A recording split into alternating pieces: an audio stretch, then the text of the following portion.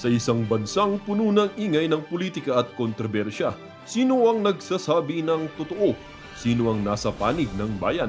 Welcome to Bayang Pinas, ang news channel na hindi takot maglatag ng katotohanan. Dito, pinag-uusapan natin ang mga isyong may kinalaman sa kinabukasan mo, politika, pamahalaan, at ang tunay na kalagayan ng ating bansa. Hindi kami bayad, hindi kami bulag. Sa Bayang Pinas, ang boses ng mamamayan ang tunay na headline. Kaya kung sawang-sawa ka na sa mga baluktot na impormasyon at scripted na kwento, dito ka na. Dito sa Bayang Pinas, tayo ang bantay at boses ng bayan. Kung gusto mong manatiling mulat at informed, don't forget to like, share, and most importantly, subscribe dahil sa panahon ngayon, ang kaalaman ay kapangyarihan. Ito ang Bayang Pinas, balitang totoo, pusong makabayan para sa sambayanang Pilipino. Tara na't alamin ang tunay na balita. Tulong sa'yo. Tapos ako naman, nadulas ako. Hindi, ako nadulas.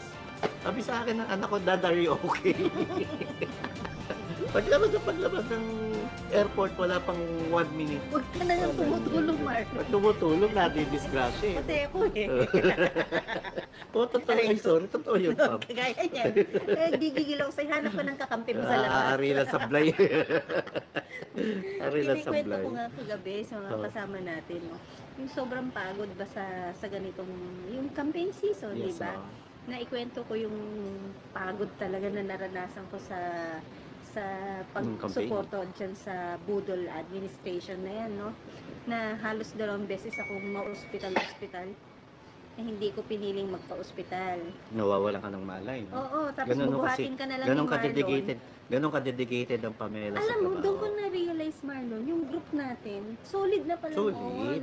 Hindi, Yung, nadadaan lang kala natin, biro-biroan lang. Tapos tara, kain tayo. tapos pag nangangalkal ako ng mga photos, ang dami na nating photo na tayong dalawa na talagang harot yung mukha, yung birthday sila mo, utol. birthday Ano mo birthday noon.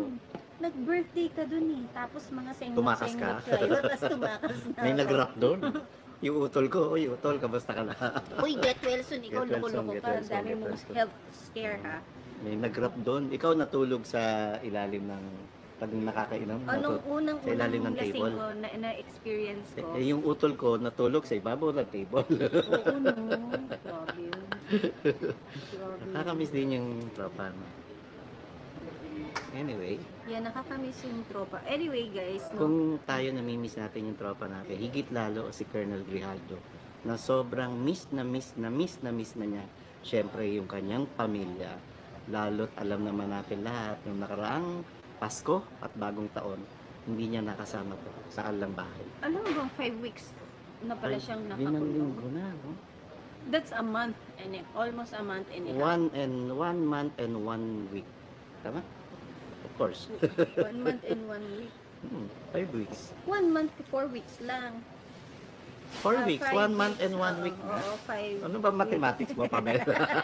Yung alam ko bakit. Mag-adjust kayo. Oo nga, no? Nakakalungkot at wala talagang puso tong podcast na to. No? Alam mo, Marlon, nag-resume ang hearing patungkol dyan, no? Na kung saan, it seems as if na yung hearing na yan, sumisentro at umiikot na lang kung ano ang sentimiento na nasaktan, na offend, napahiya ang Quad Committee. Dahil dininig muli kahapon yung ng tatay mong barbero na Si yung Ace. oo, yung issue na alam mo ba, naghamon ng isang Ace Barbers na sinabing, matapang ka lang dahil nandun ka sa kabila, nandun yung mga kakampi mo. Sa Senado ka lang matapang, magtawag ka ng mga kakampi mo ngayon. Kaya nauso ang hashtag online ngayon na hashtag kakampi ako ni Grijaldo. Ikaw ba? Sige, sa napapanood mong mga ganyan naririnig mo, isa ka bang kakampi ni Grijaldo? Naman, Pam, alam mo yung hashtag na yun, kakampi ako ni Grijaldo. Viral na yun. Kasi patunay to na hindi lamang ikaw, hindi lamang ako, hindi lamang sila ang kakampi ni Colonel Grijaldo.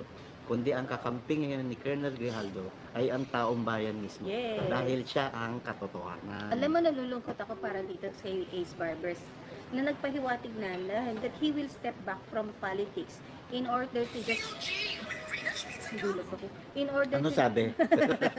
kaya today manahimik ka.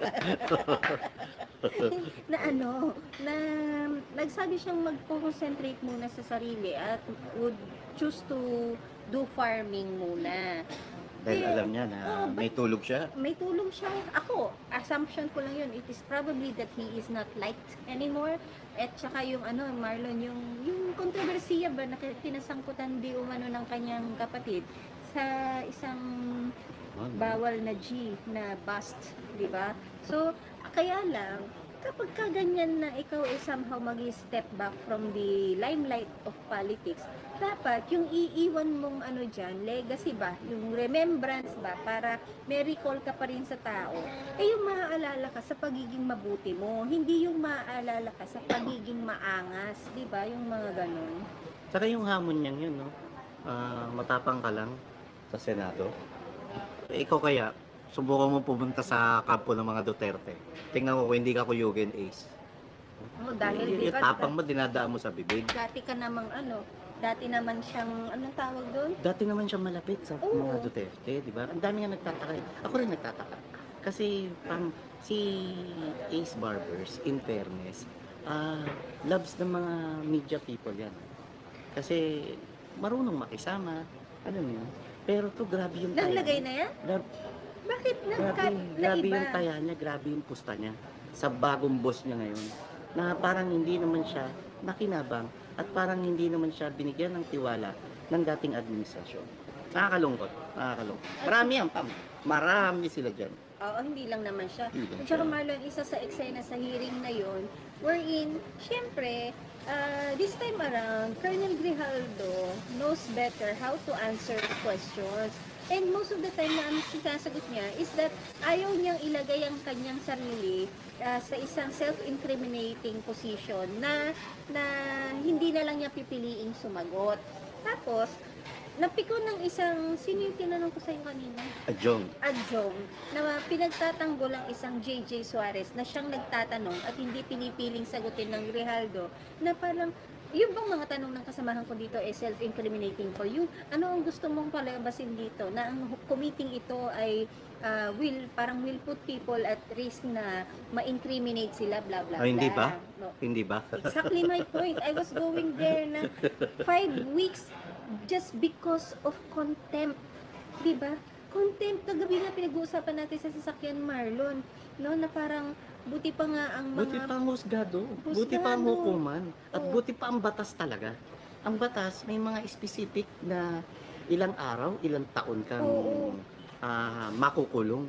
Dito, hindi ka pa nahatulan, wala ka pang conviction, convicted ka na sa paningin nila, sa pananaw nila, at sa ipinatutupad nilang polisiya. Meron nga silang kasamahan dyan sa Kongreso na convicted, Mm. pero hindi nakakulong. Siya pang nagpapakontempt. Naka-MR. Itong mamang to, ang gusto lang naman niya, ayaw niya ng self-incriminating questions na ganyan. Tapos, kung ngak-ngakan nyo ng ganyan, as if you became the Supreme Court, you became the police, you became whoever you want to become, and you become the monsters that you've hated. At saka ano pa ba Mga sarili ang naman doon sa testimonya ni Colonel Grijaldo?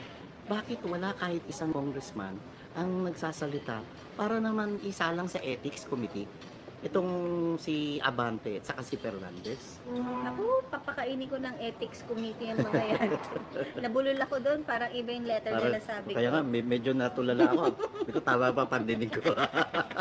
Papakainin ko ng ano yan, ng ethics committee yung mga lintik na yan. Speaking of kain, may isang bastos na politiko sa Bicol, ha? Napanood mo yun? Grabe yun! Ano yun? High Ano ba na? yun? Parang, Mukhang high, no? nandidilat ang mata. At saka mali, those jokes are private room jokes. Diba? Well, we all have those green Naman, jokes. naman. But then you don't joke around throwing those jokes in front of a crowd or a public like that. Tapos official ka. Yung anak mo official. Diba? Parang chicharon ka ba? Lintik ka. Kung chicharon ka, masagwa ka, puro ka hangin. Parang Nakakainis. gusto Iba rin naman, Marlon, kapag galing kay PRRD kasi charismatic yung mama. At saka talagang yung sense of humor nandun eh. No? And may pinagbabagayan eh. Sa'yo hindi mukha kang addict. Yun lang yun. Every. Siguro yun ang gusto niya, no? May pinagbabagayan. May Maging yung PRRD Like yung maging kengkoy ka, maging funny ka, and kahit green jokes yan. And yung ganun, kababuyan na yun. Hindi, Marlon, alam mo, just, yung difference lang also is, si PRRD, hindi intentional to be green. Di ba? Hindi intentional yung pagiging malaswa. At saka yung manner of delivery is not at all malaswa. Ito kasi, in his trying so hard na maging PRRD like our campaign operations head, Yusek Pen Libres. Medina. Di ba? Si PRRD, Hello, Badang. pag nag-joke, talagang normal, joke eh, no? Hindi ka mukhang bangag. Si PRRD, pag nag-joke, talagang, alam mo yun, mula pa yung... Natural. Natural. Oo. Tama kasi term, napaka-natural. Putol-putol daw ang boses natin. Putol-putol. Mahina daw po kasi ang wifi dito. Dali, pang. Excuse. Mahina po ang wifi. Kami po ay somewhere down the road. Good morning, Razel's dad. Uy, Razel's dad. Razel's dad. So you are the dad of Razel. Tama po ba? Naku, nagpatugtog pa si Kuya.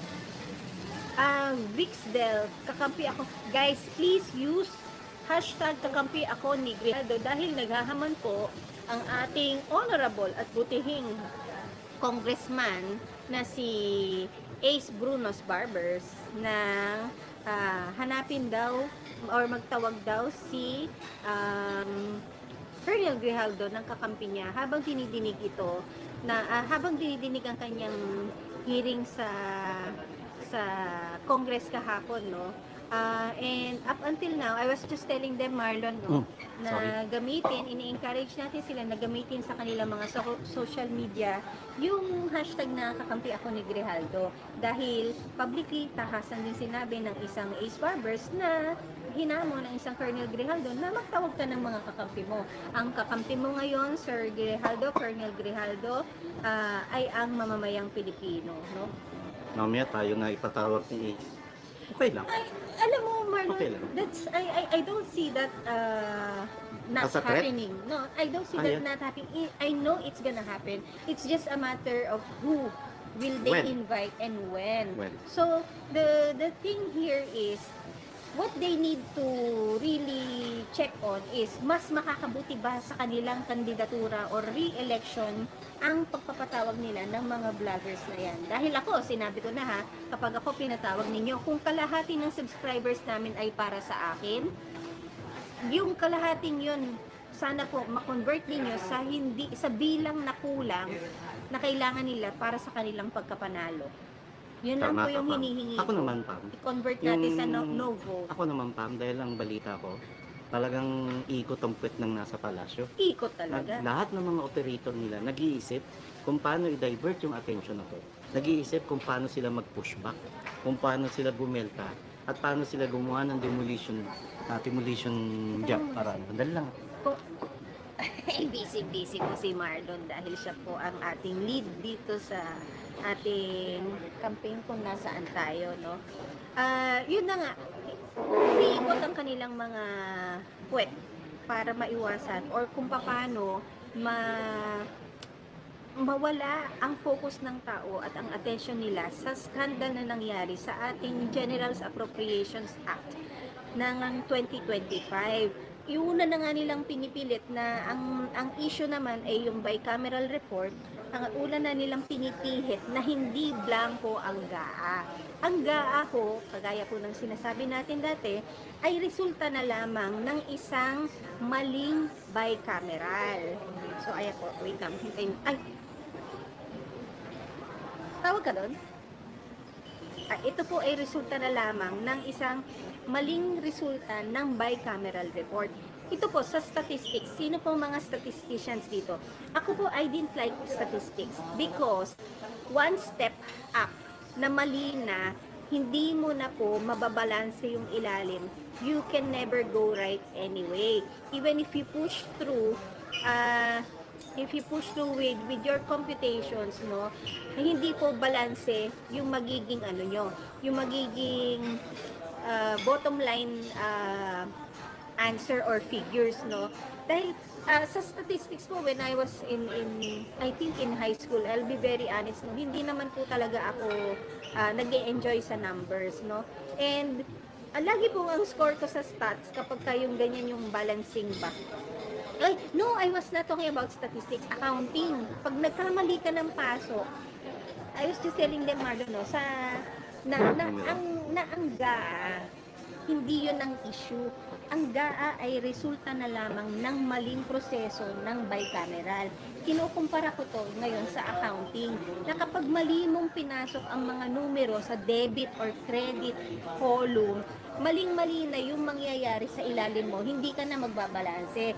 I was just telling them na lagi ba ang effort ko nung high school, dahil ayoko talaga na numbers, parang laging 5 points for efforts, pero yung buong process, sabi natin 15 points ang efforts doon. Lagi lang akong 5 points for efforts. Yan din yung sinasabi natin na hindi nila yung sa pilit ba na mawala ang focus at attention ng mga tao dun sa isang scandalous GAA, no, General Appropriations Act. Hindi na nila alam ngayon kung paano talaga patungan ito ng mga issue. Kaya I believe kaya matindi na naman sila kay Grijaldo ngayon. Sa eskwelahan pa lang nga, tinuturuan ng mga estudyante kung paano bumilang ng tama, kung paano magtali ng tama. Eskwelahan pa lang to. Paano pa pag ikaw na ang gobyerno? Paano pa pag ikaw na ang nasa serbisyo publiko na higit lalo trilyon-trilyong budget piso ang nakataya rito, bilyon-bilyong piso ang nakataya rito dahil budget ito ng gobyerno. So ngayon, yung pong BICAM report na may blanco, paano mo aaprobahan ng GAA o bakit mo pinirman palinghado at maraming blanco sa BICAM report. So, ang tawag dyan, kung hindi ka tanga, kung hindi ka ba naman kumag, kung hindi ka naman sanda, makmak na lekat, diba? Magnanakaw ka. Magna ka, intentional yan. Intentional na nilagpasan nyo at binaliwalaan nyo yung mga nakita nyong blankong sa BICAM report para lamang matuloy matupad yung kagustuhan nyo na makakulimbat sa pera ng taong bayan. Alam ko, So gaano katotoo ngayon, Marlon, na ikot-kwet ang mga, alam mo yun, mga taong gumawa niyan, kung paano nila either ibalik dahil ay yung nawawalang figures doon sa GAA, or paano ito i-divert sa ibang attention. Dahil, Marlon, ha, una nang na-down ang website ng DBM.